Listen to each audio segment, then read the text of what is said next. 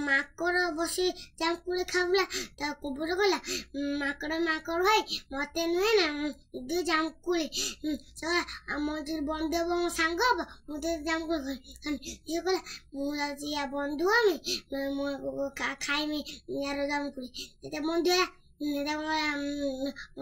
ଗଛ ପାଖକୁ ଆସିବ ତ ମୁଁ ଜାମୁକୋଳି ଫିଙ୍ଗିବି ତମେ ଖାଇବ। ଖାଇଲା ସେ କି ବଡ ମିଠା। ତାପରେ ମାଙ୍କଡ଼ ଭାଇ ତାଙ୍କ ଘରକୁ ପଳେଇଲା। କୁମ୍ଭୀର ଭାଇ ତାଙ୍କ ଘରକୁ ପଳେଇଲା। ତାପରେ କାଲି ଆସିଲା। ଫିର କହିଲା ମାଙ୍କଡ଼ ଭାଇ ମତେ ଦିଅନି ଜାମୁକୋଳି ମୁଁ ଖାଇମି। ହଉ ନେ ଖା। ତାପରେ ନୁହେଁ ନା ସେ ସାରା ଖାଇଲା ମିଠା କି ମିଠା। ତାପରେ ସିଏ ନୁହେଁ ନା ତାପରେ ଫିर ଗଲା ଘରକୁ। ଗଲା ତା ସ୍ତ୍ରୀ କହିଲା ଏତେ ଜାମୁକୋଳି କୋଉଠୁ ଆଣିଛୁ? ସେ କହିଲା ମାଙ୍କଡ଼ ଭାଇ ମୁଁ ନୁହେଁ ନା ମୁଁ ଗଛର ଥିଲା ମୁଁ ଖାଇକି ମୁଁ ଆଣିଥିନି ଗଛ ଉପରୁ।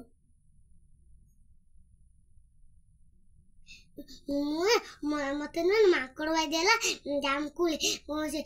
ସେ ମାଙ୍କଡ଼ ଭାଇ କହିବୁ ମାଙ୍କଡ଼ ମତେ ଜାମୁକୋଳି ଯିବ ଦବ ତ। ତାପରେ ସେ ତାପର ଗଲା କହିଲା ମାଙ୍କଡ଼ ଭାଇ ମତେ ଜାମୁକୋଳି ଦିଅ ମୁଁ ଖାଇବି ମତେ ଭୋକ ଲାଗିଲାନି।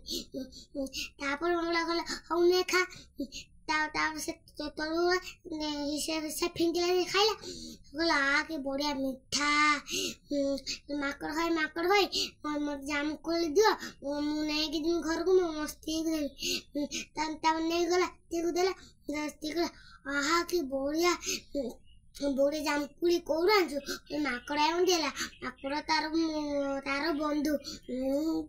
ତାର ବନ୍ଧୁ ସେ ମାଙ୍କଡ଼ ଭାଇ ଗୋଟେ ପ୍ଲାନ୍ କଲେ ସେ ମାଙ୍କଡ଼ ଭାଇ ଡାକିକି ଆଣିବୁ ଆମେ ଏଟା କଲିଜା ଖାଇବା। ତାପରେ ସେ ଗଲା କାଲି ମାଙ୍କଡ଼ ଜାମୁକୋଳି ଦିଅ ମୁଁ ଖାଇମି। ହଉ ନେ ମୁଁ ତୁ ଖା। ତଳୁ ସେ ପକେଇଲା ଖାଇବା। କହିଲା ମାଙ୍କଡ଼ ଭାଇ ମୋ ସ୍ତ୍ରୀ ଡାକୁଥିଲା ଚାଲ। ମୋ ସ୍ତ୍ରୀ କହିଲା ପିଠା ତରଭୁଜ ଖାଇକି ଆସିବ। ମାଙ୍କଡ଼ କହିଲା ମୁଁ ତ ପାଣି ଯାବିନି ମୁଁ କଣ କରିବି ତମ ପିଠିରେ ବସ।